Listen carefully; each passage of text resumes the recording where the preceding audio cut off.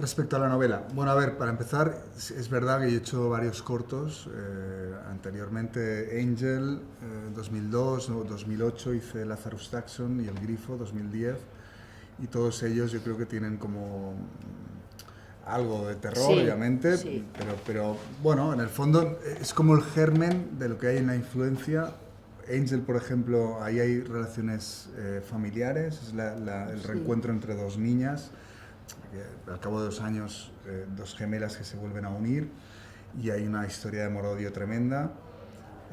Lazarus Taxon es el padre que, con la ilusión, la esperanza de salvar a su hija muerta, le han dicho que hay un nigromante en una isla y la van a resucitar, y Ah, ahí se sí. encuentra con toda una historia truculenta, ¿no?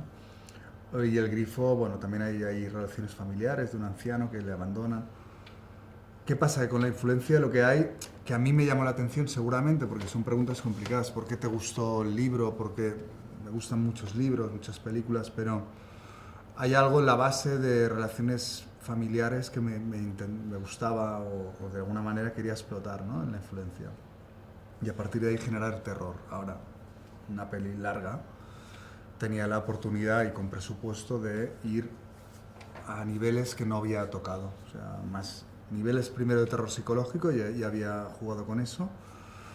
Y luego, obviamente, relaciones entre personajes, familiares, eso es muy importante la influencia, pero luego ya ir más al terror, a veces más directo, más explícito, más acción. O sea, la película tiene como 30 minutos de acción muy potentes que el público va a agradecer, el público que quiera ver una peli que le atrape y que le genere pues muchas sensaciones, ¿no? Terroríficas, pero de distinto orden y distinto valor, ¿no? Como digo, hay una historia familiar oscura, retorcida, y a partir de ahí se genera el miedo, y obviamente sí hay elementos sobrenaturales en la película, pero se basa mucho en los miedos personales, ¿no? Emma, interpretas, aparte de la película, una mujer mayor, anciana, que está en una cama. Te vemos también en una película de miedo, algo que no es normal, de terror. ¿Qué ha sido para ti, no sé si más complicado, más novedoso en cuanto a la hora de interpretar? Todo, porque para mí ha sido un descubrimiento. Al principio tenía, cuando Denis me propuso el proyecto, tenía dudas porque yo soy del público que pasa miedo en las pelis de miedo y no soy habitual porque lo paso mal realmente, pero significó una oportunidad para descubrir algo nuevo, ¿no? Al final el miedo es algo que se genera uno mismo, entonces tenía la oportunidad de abrir esa puerta y ver qué pasaba ahí detrás, ¿no?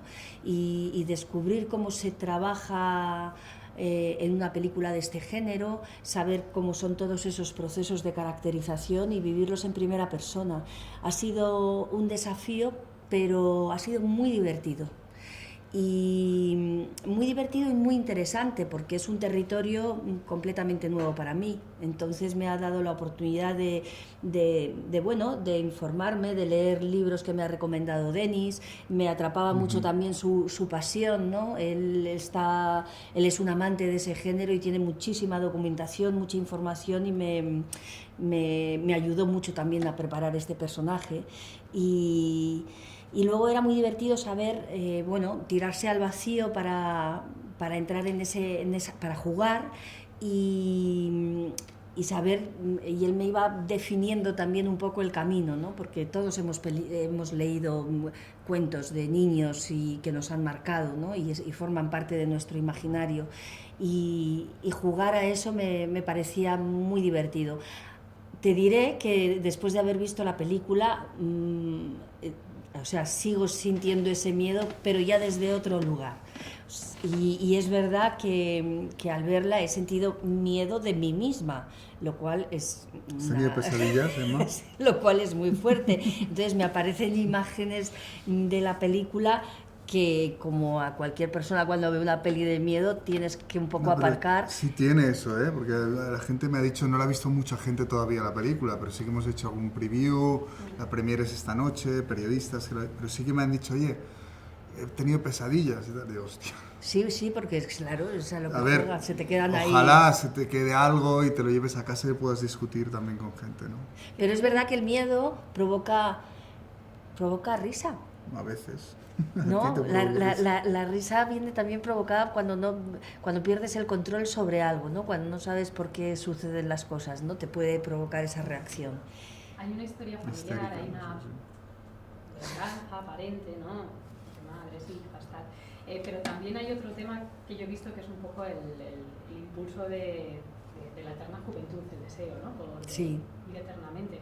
Sí. Y esto, no sé, entronca de alguna manera con lo que se puede vivir incluso en la actuación, en el cine, como esa tiranía de la eterna juventud. No sé si la habéis pensado y, Sí. y qué opinión te merece. Hombre, yo creo que en la película también se afronta de alguna manera el miedo a la muerte, ¿no? La necesidad de permanecer, el rechazo a morir, ¿no? Y el miedo también que tienen los ancianos al final de sus días, ¿no? Cuando saben que están más cerca de la muerte que de la vida, ¿no? Y eso me parecía también, es uno de los temas que aborda la película y me parecía muy interesante. Y también la enfermedad, cómo eres muchas veces incapaz de resolver situaciones dramáticas o trágicas que has vivido y te quedas anclado en ese sentimiento y esa incapacidad ocupa todo y genera una necesidad de proyectar y de contagiar ese terror, ese dolor, ¿no?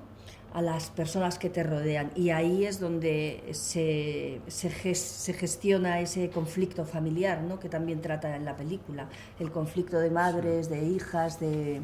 Sí, sí. A ver, ahí entra también el terreno sobrenatural, ¿no? O de creencias, es decir, la película hay una frase muy importante de Victoria, que además está en el póster, que es: la muerte no es más que una ilusión, ¿no?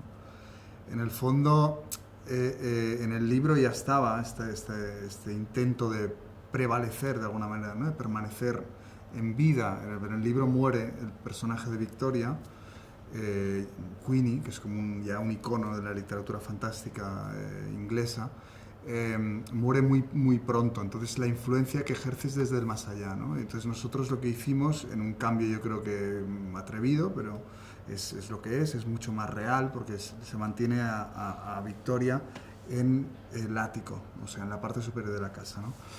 Pero mantenemos esa esencia, ¿no? De querer, a través de artes ocultas, de la brujería, etcétera, intentar vencer a la muerte, ¿no? Algo hasta ahora quizás imposible, pero quiere decir que es esa ilusión que genera este mago de la ilusión, esta maga de la ilusión, ¿no? Esta sacerdotisa, ¿no? que es Victoria, que nos ayuda a entender también todo el proceso, ¿no? En el fondo también pues, es una película de posesiones, pero Sí. tiene una motivación, ¿no? O sea, más allá también de esto, una pérdida. Y yo creo que más allá de la peli, o sea, todas las personas que hemos vivido la pérdida de alguien, de un ser querido, sentimos la influencia el sentimiento que has tenido de esa relación, ¿no? O sea, las personas se mueren, pero no se marchan. Dejan el plano físico, quedan, ¿no? Pero se quedan. Se quedan, ¿no? Y las recuerdas constantemente en situaciones, en momentos, en detalles, ¿no? O sea, que sí que existe una influencia de los seres que amamos y permanecen en nosotros, ¿no? Esto ya más allá de la película, pero que también está en la película, ¿no?